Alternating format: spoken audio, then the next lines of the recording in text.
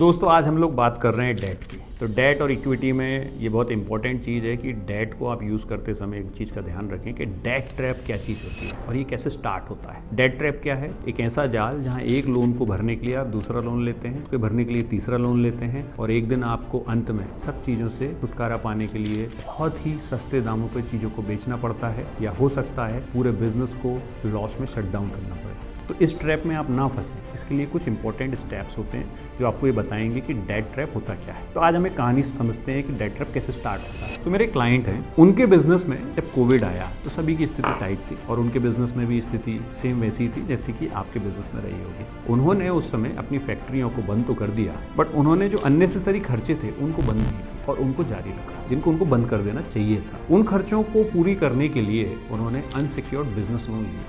Unsecured business loan अक्सर banks देते हैं जो कि 3 या 5 साल के लिए होते हैं, जिनका रेट ऑफ इंटरेस्ट 15% से लेकर 24% का होता है। अब इन लोन की रिक्वायरमेंट होती है कि आपका प्रॉफिट मार्जिन बहुत अच्छा होना चाहिए, यानी 20% से ज़्यादा होना चाहिए नेट प्रॉफिट। दूसरी चीज़, आपका कैश फ्लो बहुत अच्छा स्ट्रांग होना चाहिए, यानी हर महीने आपके पास पैसा अच्छे से आता हो, बिना रुकावट के आता हो। तीसरी और बहुत इंपॉर्टेंट चीज़, ये शॉर्ट टर्म लोन्स हैं तो आपके व्यापार की कैपेसिटी होनी चाहिए कि इनकी लोड को बियर कर सकें without disturbing existing business activities. ये तीनों चीज़ें उनके व्यापार में नहीं थी। उनका कैश फ्लो बिगड़ा हुआ था कोविड की वजह से, मार्जिन उनकी इंडस्ट्री में मात्र 10 या 15% का है जो कि इंटरेस्ट रेट से कम था। और तीसरा, उस समय उनको इन लोन्स की कोई कतई ज़रूरत नहीं थी। अगर वो अपना 1 या 2 असेट सेल कर देते तो इससे बेहतर तरीके से उस सिचुएशन को हैंडल कर सकते थे, बट उन्होंने ऐसा नहीं किया। उन्होंने अनसिक्योर्ड लोन ले लिया। नतीजा क्या हुआ?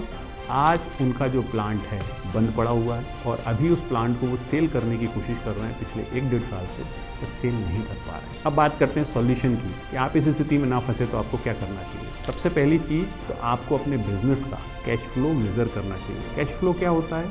जिस दिन आपने माल खरीदने के लिए पेमेंट किया और जिस दिन आपके खाते में माल बेचने के बाद पेमेंट आया, इसमें जितने दिन का डिफरेंस होता है उसको कैश फ्लो बोला जाता है। मान लीजिए आपने 1 तारीख को माल खरीदा है और 30 तारीख को माल बेचने के बाद आपके खाते में पेमेंट आया है, तो आपका कैश फ्लो है 30 दिन का। तो आपका कैश फ्लो साइकिल जितना मजबूत होगा, आपका बिजनेस उतना स्ट्रांग होगा। नंबर 2, अगर अनसिक्योर्ड लोन लेने ही पड़े तो उसके अंदर एक और प्रोडक्ट होता है वर्किंग कैपिटल के फॉर्मेट में, ओडी के फॉर्मेट में, उसमें जाइए, क्योंकि उसमें आपको केवल इंटरेस्ट सर्व करना होता है, फुल ईएमआई नहीं देनी होती है। और तीसरी और सबसे महत्वपूर्ण बात, कभी भी तैयारी करें, बिकॉज याद रखिएगा फाइनेंस में बहुत सारे प्रोडक्ट्स हैं जो अनसिक्योर्ड लोन के फॉर्मेट में ही मिलते हैं, उनसे बेहतर टर्म्स पे मिलते हैं, उनसे कम रेट ऑफ इंटरेस्ट पे मिलते हैं और कम कॉस्ट पे मिलते हैं। इसके लिए आपको अगर कोई हेल्प चाहिए, my team can help you out. नीचे कमेंट में फंड लिखें।